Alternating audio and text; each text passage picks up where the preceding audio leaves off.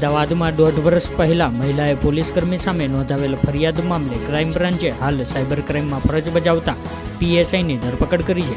મહિલાનો પતિ ગુમ થયો હોવાની ફરિયાદ કરવા ગયેલી મહિલા જ પોલીસનો શિકાર બની ગઈ હતી. પીએસઆઈએ તપાસના નામે હોટલમાં બોલાવીને દુષ્કર્મનો પ્રયાસ કર્યો હતો.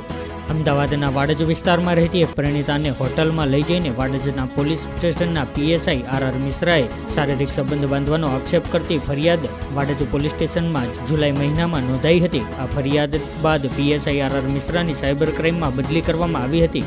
જે કેસની તપાસ પહેલા બી ડિવિઝન એસપી કરી રહ્યા હતા. જો કે ત્યારબાદ કેસની તપાસ ક્રાઇમ બ્રાન્ચને સોંપાઈ હતી.